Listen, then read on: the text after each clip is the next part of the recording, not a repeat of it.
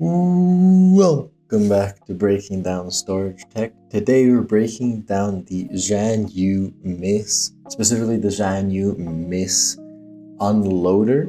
Now this is designed by siderXD. The input was designed by Rapscallion, and the unpacking was done by JRubik. Now, if you haven't seen my previous video on the Miss Slice, I would highly recommend to go watch that. But apart from that, let's get straight into it.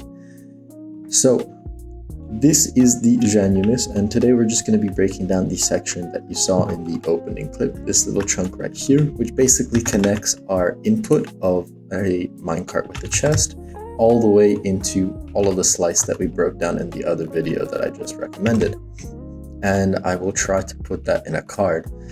And yeah, so just a little bit of context before we get started. What we have to turn this into is either full boxes, empty boxes, whatever kind of boxes, as well as items, 16 stackables and unstackables. Take all of those, regardless of how they're put in the chest, whether they're in a box or not in a box, and turn that into a cart with 4 shears on it and either a box or an item, either 63 or 15. And how we do this is we only allow 63 and 15 items to go through, and we have to either filter out the boxes and unload them or send them separately, realize it's an empty box and put that in a separate storage, or do an unstackable and put that into a separate chest. As you can see right here, we have our output. So we have the just shulker boxes right here. We have our full box checkup, which I'll explain the logic of in a minute when we get to it.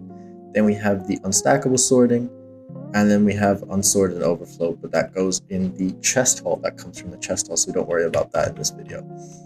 And then apart from that, we have to send all the items through this line right here that I showed in my previous video. Basically, we send that cart down there through here, and we use a bunch of cool storage tech to either sort it into a Miss slice or the Miss bulk slice. Now, I keep referencing Miss. What does Miss mean? Well, Miss stands for multi-item sorter. So basically, we sort all of these items into this slice right here. But we don't have to worry about that too much. We're just worried about the input, and the input is just connecting that main interface to all of the future interfaces, or the storage of the interfaces. So let's just get straight into it.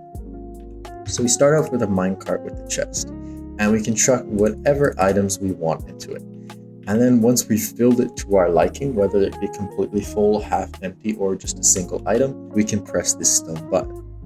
When we press the stone button, 2 things happen. The first of which is this iron trapdoor right here will open, and that will yeet this minecart with a chest by getting it to snap down onto these rails. And what happens is the minecart item itself, so if I can pick block it, the minecart with the chest item, as you can see here, gets placed into this water stream right here, and the whatever items we put in it gets separated into this water stream right here. Now, for the minecart with a chest, what happens is it gets sent along here, and we just use the rails here to block off the water from the bubble elevator, and we send it up this bubble elevator all the way here down into this hopper right here. As you see, there's a perfect gap for it. Now, this is where, so the other input, which is this redstone torch coming from this stone button right here. So what we do is when we unpower this redstone torch, 2 ticks later, this torch will repower, causing a really quick burst of this redstone wire and consequently this note block being unpowered. And because it's done in 2 ticks, it doesn't have enough time to send 2 signals to the observer, which is exactly what we want because we only want to send 1 minecart with the chest right here. And what ends up happening is we power through this block right here, this observer, to power this note block and spit out the dispenser, or spit out the minecart through the dispenser. The reason we route it in such this weird way is so we can have a double check to just disable more carts from being dispensed in the scenario that our input is overloaded. And we'll talk about that right now. So what happens is the items, once they get yeeted, or once the cart gets yeeted, they make their way down this water stream right here, all the way here, and it's just a bit of a convoluted. I don't know if I used that word right. I don't know if I used that word right, but essentially it's a very lengthy path just because we want to incorporate as many lines as possible. As you can see, we have a line coming in from there and a line from there and so on and so forth. But essentially what happens is it makes its way, and because it has this type of momentum getting pushed from the quartz stairs, it's against this block as well as the water coming from here, pushing it along. So it gets tucked into this corner, allowing it to sneak into this corner right here. And because all of its momentum, or whatever axis this is the x-axis. So all of its x-axis momentum will be stopped immediately, allowing it to just travel all the way up without getting caught on any of this right here. And because it's placed against this wall, the water stream will prefer to send it this way instead of this way. And that's how we're able to reuse this bubble column for so many different inputs, just because we have this distinction. If we can put it in this corner, it'll go here, but if we put it in this corner, it'll go here, which makes a really nice distinction and makes for a really compact system. So what ends up happening is it gets pushed, and because of this stair right here, the waterlogged stair, it gets pushed into this corner where it gets placed directly onto this heavy weighted pressure plate, or the iron pressure plate. And this is where we detect the overflow, which I'll talk about in a minute. But essentially what happens is, by getting any amount of entities, just a singular one, we power this redstone wire, causing this redstone repeater to power, turning off this redstone torch, which activates this pulse extender right here.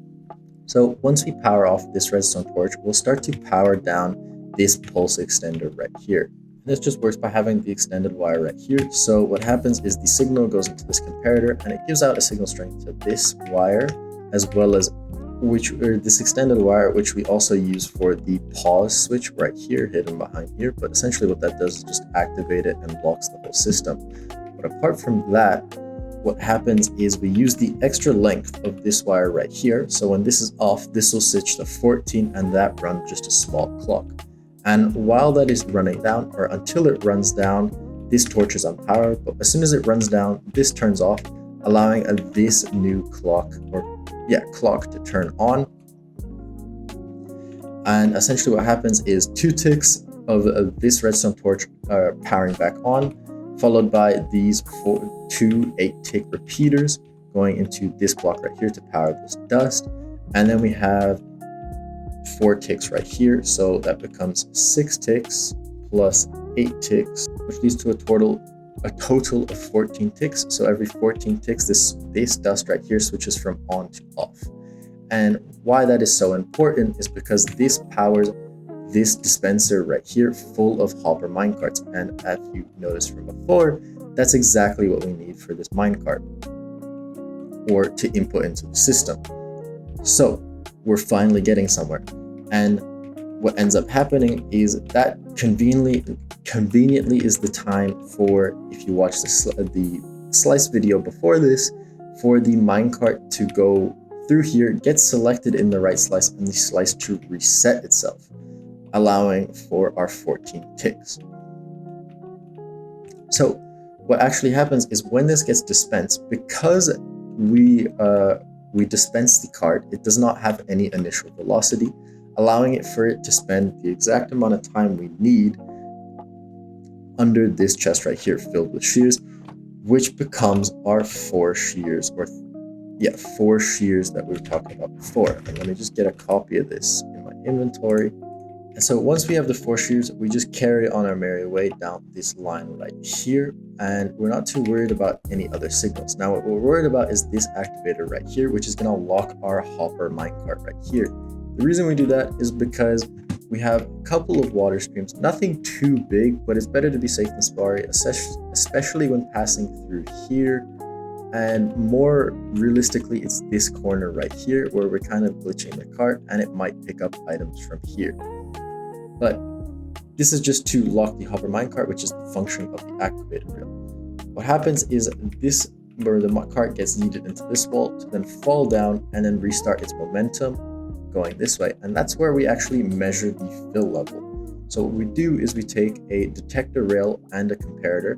So if you did not know, we can actually get a fill level of a cart if it's on a detector rail, as you can see, like so. And as you can see, because we have 4 shears, we have a signal strength of 12. Now I'm just going to make some important notes.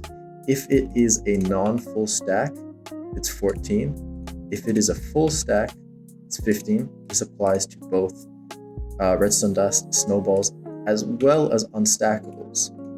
So that is a key thing. So what happens is we are having this comparator in compare mode, and we have a signal strength of 15 coming from this redstone block on the side. So what ends up happening is we measure the signal strength of this line, and if it's equal to 15 or equal to the input from the side because of the comparator, then it will then power this block, activating this repeater to turn off this redstone torch and unlock this hopper.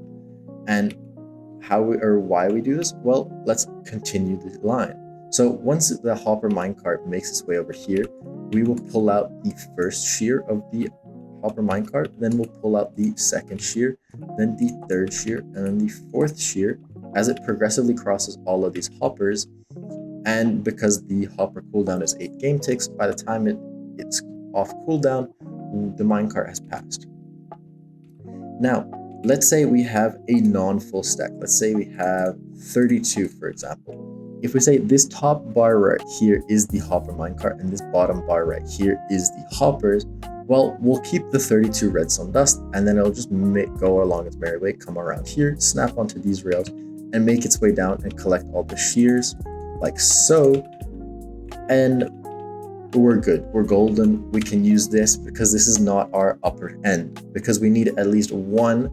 If you watch the previous video, we need at least one to pick up the item. So for example, here, I need to be able to pick up the item right here. So that way we can know that the slice or this item goes in the slice. So what we do is if we get the signal strength, we unlock this hopper. So we can either pull out one individual item, we can pull out a box, or we can pull out an unstackable. And then we send the shulker on its merry way. And we take or whatever of one of these 3 items it is, down into this hopper and then through this way, which I'll explain in just a second. And this guarantees that we have our perfect stack size of whether it's a 64 stackable stacked to a maximum of 63 or a 16 stackable stacked to a maximum of 15. And then it makes its way. And then again, we go through a activator rail, but this one isn't powered, so it unlocks our hopper minecart. So that way it can go under and collect the item if it belongs in that slice. Now, what happens to the item that gets pulled out? Well, this is where we do our first little filter. Right here, we have a 64 or 16 stackable filter that goes here, and as well as a unstackable filter for shulker boxes. So we pull out the unstackables, and if it is a shulker box, we send it to a specific line. If it is a unstackable, we send it to a different line. So how we do this is we just pass the item through this hopper into this hopper, pushing it into this dropper. So once the item is in the dropper, we use some little wiring for the comparator to output its signal to this redstone wire, and then power this block to power the note block to then redo into the dropper. And the reason we can use a system like this instead of a sticky piston with an observer on it is because we know we're gonna have separated items by at least 14 game ticks from the clock above. So that really comes very much in handy. Now, how we do our unstackable sorting though is based off of this same comparator. And if it's an unstackable, it'll cause a signal strength of 2, powering this line right here to power this redstone comparator right here to power or continue the signal onto this redstone wire, allowing for this fence gate right here to open. This allows for the separation of unstackable to stackable. If it is a stackable, this line won't fire and it'll just get pushed into the cherry fence gate and fall down into this line and continue the same path we saw before with the stackable items, or with all the input items right here, where I'll go down here and go all the way back up here onto the iron pressure plate to be reused. Now, if it is a stackable, or sorry, if it is an unstackable, this cherry fence gate will open and it'll get pushed into the honey block, where it'll get picked up by this hopper and pushed into this dropper right here. Now, this is where we use a observer line coming from the update of the dropper getting powered through this observer line right here to power both of these droppers at the same time in this similar fashion to an instant dropper line, to first push it into this dropper and then immediately try and push it into a shulker box. So why we do this is to separate between stack or unstackables like a shovel and 64 or a shulker box, and because no matter how hard I try, I can't put a shulker box into another shulker box. So what ends up happening is we get this nice little separation of shulker boxes getting stuck in this dropper right here, and unstackables apart from shulker boxes getting put in this shulker box, where we can then pull down into these two hoppers right here, going into two different droppers. Now, this is where we use a little bit of delay. In this initial observer line, we pull another signal going to this observer right here to then power this observer right here, and then this repeater right here, and because of the delay, it'll fire twice. But what ends up happening is it updates this observer to power both droppers, as we can see, and we send the unstackables into this dropper, which gets powered, and this just goes down this quick little line right here, as you can see. And because we push against the wall, we get a quick little trip down here, and we go into this part right here, which says unstackable, and you can see we got unstackables there.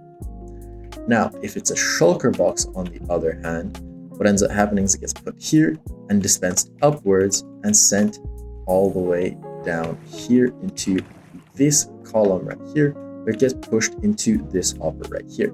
So that is actually going to be it for today, because I just looked at the recording time and it is quite long, but we managed to get a good chunk through it and get to the completion of making the full carts that go into the miss, as well as dealing with the excess and stuff like that. I just really like how we make the cart. I think it's just such a small and simple system, and it works so well.